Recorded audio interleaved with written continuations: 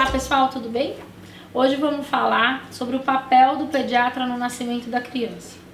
Vocês sabiam que precisa ter um pediatra lá na hora que o neném nasce?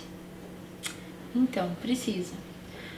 Tem uma resolução aí da Sociedade de Pediatria, da Academia Americana, que fala da necessidade de ter uma pessoa habilitada para atender o nascimento de uma criança. Que aqui no Brasil, nos hospitais, precisa ser um pediatra. Uma pessoa que saiba ajudar uma criança que nasceu e não está conseguindo respirar, ela consegue ajudar essa criança. Então, uma obstetriz, uma parteira, se nasce em casa ou se nasce numa casa de parto, as pessoas são habilitadas para dar os primeiros cuidados para o bebê. Os cuidados mais complexos só o pediatra pode fazer. Então, assim, precisa ter alguém habilitado para dar esses cuidados para o bebê. E o bebê que nasce no hospital, essa pessoa só pode ser o pediatra por causa da nossa legislação aqui do Brasil, né? E por que precisa ter um pediatra, gente? As pessoas em geral acham que no nascimento só tem o médico, só tem o obstetra, mas não. O obstetra é o médico da mãe, da mulher. A mulher que está parindo ou que passa por uma cesárea, ela é cuidada por um obstetra.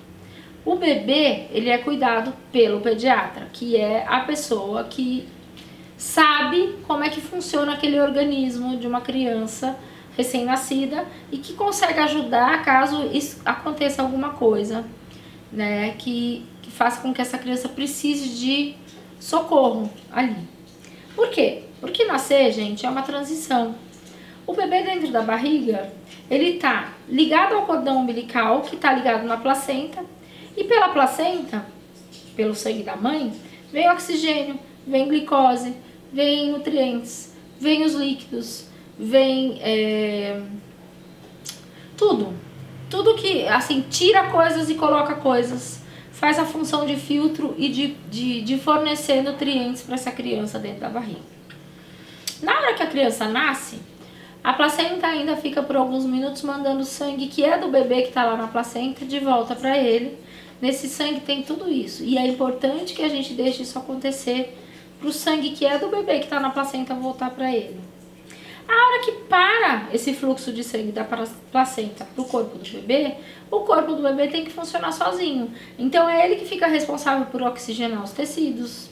É o bebê que fica responsável, o corpo do bebê que fica responsável por manter a pressão arterial, por manter a glicemia, por manter o aporte dos nutrientes e tudo mais. Isso é uma transição fisiológica muito importante. E na hora que o neném nasce, que a gente clampeia, que corta o cordão ou que cessa o fluxo de sangue da placenta para o bebê, acontece um monte de modificação na corrente sanguínea do bebê. Então o coração que funcionava de um jeito passa a funcionar de outro. Tem lá um buraquinho que era aberto por onde passava sangue que para de passar. O pulmão que dentro da barriga estava grudadinho, cheio de líquido e que não estava oxigenando nada, ele passa a se encher de ar e realizar as trocas de oxigênio entre o ambiente e o sangue do bebê para que ele possa oxigenar o cérebro, os órgãos e tudo mais. Esse processo, essa transição, ela tem um tempo para acontecer para que não traga repercussões para a criança para o resto da vida dela. Então tem 1 minuto para o bebê começar a oxigenar o sangue sozinho. O pulmão dele tem 1 minuto para começar a funcionar direitinho. Isso depende de controle do cérebro, de controle muscular, de um monte de coisa. Se por algum minuto, naquele primeiro minuto que a gente chama de golden minute, o nenê não consegue fazer essa transição sozinho, o pediatra ou quem está lá na sala vai ajudar ele a fazer essa transição. Uma porcentagem muito pequena de bebês precisa às vezes de um socorro. Essa moto ficou ruim, né? Tomar no cu. Ontem eu gritei tomar no cu na janela. Olha como eu sou fina. Estouraram um rojão aqui. Eu falei, estoura esse rojão no seu cu! Eu tô gravando. Ai, para! Porque os cachorros quase morreram no coração, gente. Imagina. Se o rojão no cu explode. Não, gente, eu sou humanizada. Eu não falo isso pra ninguém. Só nos vídeos. Só nos vídeos. Onde eu parei, Gil? Volta o finzinho que ela tinha falado. Você tava falando que tem algumas exceções que acho que você pode... Uma parte muito pequena. Então, assim, o bebê que nasce, a gente sabe pelas estatísticas que a maioria consegue fazer essa transição de não estar respirando e de não estar usando o pulmãozinho dele para oxigenar os tecidos, para estar usando sozinho. Ele mesmo tira o líquido amniótico que está no nariz, na boca. Às vezes o neném que nasce fica e dá aquelas espirradas e faz aquela respiração que parece um porquinho assim.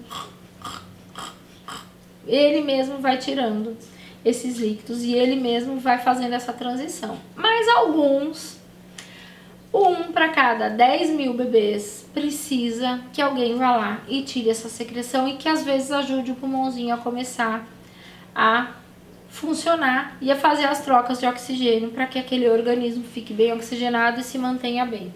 Então, por isso, precisa ter na sala de parto um pediatra, principalmente se o parto for um parto que traga algum risco maior, um prematuro, alguma questão de descolamento de placenta, algo que aconteceu no parto que possa aumentar o risco do bebê não fazer essa transição sozinha. Aquele primeiro minuto de vida, ele é essencial para o resto da vida do bebê.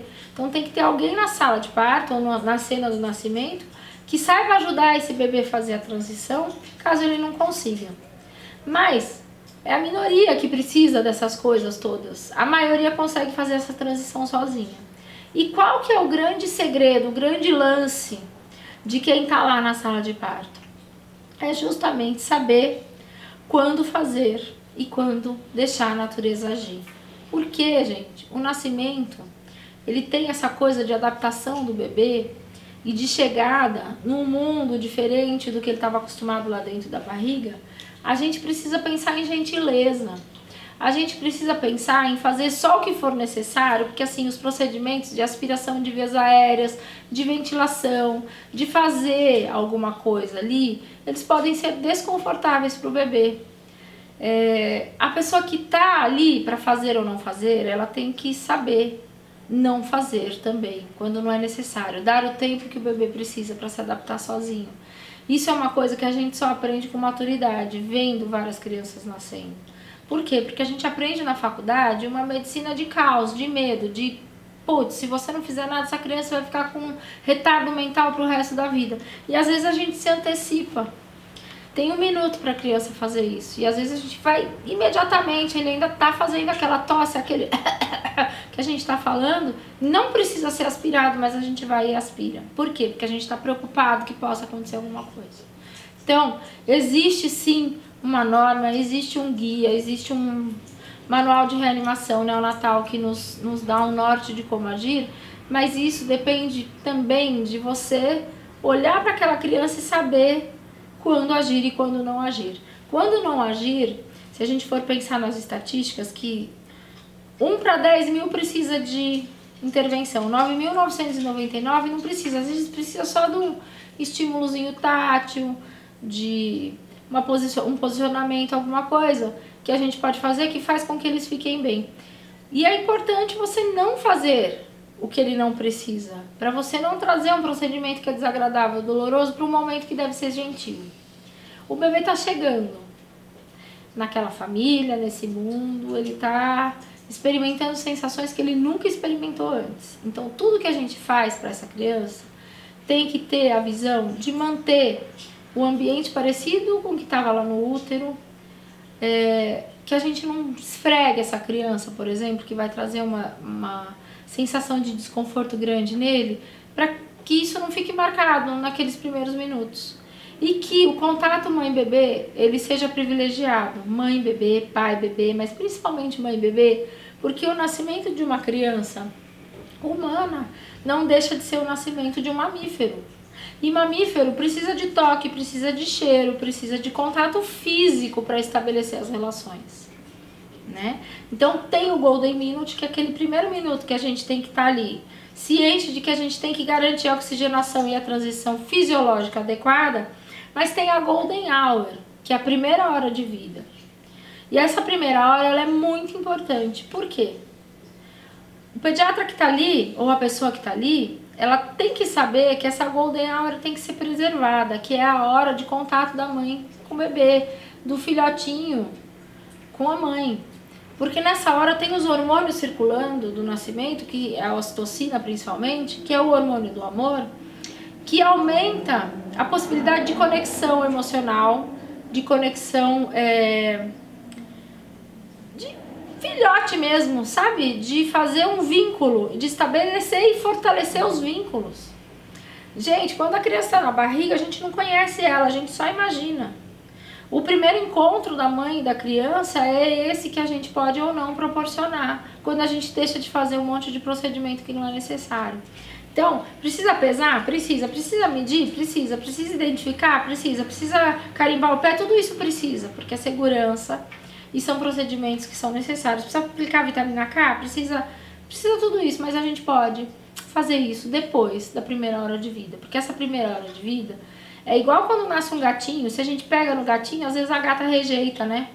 A mãe não vai rejeitar o bebê, mas esse momento de sentir o cheiro, de sentir a pele na pele, de abraçar, de reconhecer aquela criança e da criança reconhecer aquela mãe, é muito importante para tudo que vai se seguir a partir dali do nascimento.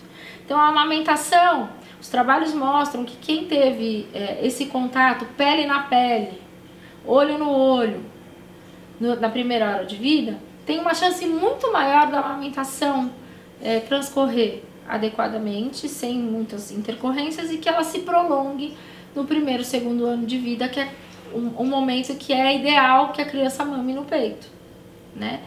Então, quando você vai lá e você faz um procedimento que não é necessário, você atrapalha essa hora de ouro, não é só isso que você está fazendo. Você está fazendo uma coisa que tem repercussão em muitas outras coisas. Na amamentação, no quanto essa mãe vai estar ligada nesse bebê. É muito forte esse momento pra gente atrapalhar com coisas que não sejam necessárias.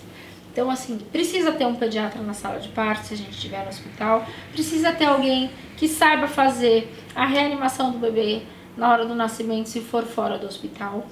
Essa pessoa precisa saber ajudar essa criança a respirar caso ela não esteja conseguindo e a ajudar o batimento cardíaco caso ele não esteja adequado.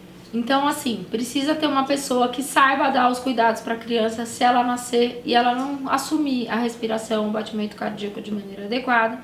Mas essa pessoa precisa estar consciente que fazer quando não precisa também é atrapalhar um momento e um processo que precisa ser gentil e que é um processo da natureza, né? A gente não pode atrapalhar esse momento com uma ansiedade exagerada e com essa coisa que a gente aprende da medicina do problema, que a gente precisa ir lá e fazer e ser o protagonista do parto. O médico ou a parteira, a pessoa que está lá, não é a pessoa que é a protagonista do parto. O protagonista do parto é a mulher e o bebê, a mulher que está parindo ou que está recebendo seu bebê por cesárea e aquele serzinho que está chegando nesse mundo. A gente precisa ter gentileza.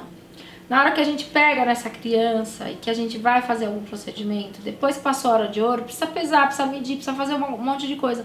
Mas entender que essa criança ela tem sensações que são desconhecidas. Sensação da ação da gravidade, porque dentro da barriga era água. É nova para ela, então parece que ele vai cair. Essa criança sente como se fosse cair do precipício, se ela ficar muito pelada e muito aberta. A temperatura dentro da barriga é 36,5, 37 graus. Então quando sai aqui fora, por mais que esteja calor de janeiro, a gente não pode deixar a sala a 20 graus, senão é como se a criancinha estivesse saindo da Amazônia chegando na Sibéria, pelada e molhada. Vai dar frio, vai sentir desconforto, a gente tem que pensar nisso. E a gente tem que aquecer a sala. Dentro da barriga é escuro, não tem luz. Então a luz é desconhecida para a criança. Então a gente reduz as luzes, para que não fique aquela luz no olho da criança, porque isso é uma agressão para ela. Pensar em tudo isso é respeitar o nascimento. Então, gente, humanizar o nascimento é entender que está nascendo um ser humano, que está chegando um ser humano imaturo, que não está acostumado a sensações externas de frio, de calor, de toque, de barulho, de luz. Todas as sensações, todos os nossos sentidos, eles estão preservados quando a gente é feto e está dentro da barriga. Na hora que a gente nasce, a gente entra em contato com essas sensações. E essas sensações, a gente tem que entender que podem ser muito intensas para a criança e fazer com que elas sejam mais amenas, mais gentis e que essa criança que está nascendo não sinta insegurança, medo, desconforto. Esse é o papel do pediatra humanizado na sala de parto. Dar a segurança para o nascimento, que é uma transição fisiológica, ao mesmo tempo que preserva a hora de ouro, o encontro da família com essa criança, o encontro da mãe mamífera com o filhotinho, né? E preserva essa criança dessas sensações que podem ser desagradáveis para ela. Essa chegada marca o começo da nossa vida fora do útero. E marca mesmo, gente. Tem um monte de trabalho que mostra que a gente tem memória desse momento. Esse momento tem que ser bem cuidado. Para isso, a gente está atendendo esse nascimento da maneira mais gentil possível. Esse é o papel do pediatra humanizado na sala de parto, tá bom? Espero que eu tenha esclarecido vocês e que vocês tenham entendido aí o papel de quem tá lá recebendo esse bebê, tá certo? Uma coisa muito importante. O obstetra não pode fazer isso. O obstetra é o médico da mulher, ele cuida da mulher. Então precisa ter um pediatra que é o médico da criança para fazer isso, tá bom? Um beijo para vocês. Espero que a novidade tenha sido uma coisa gostosa de ouvir. Até mais. Ba-dum,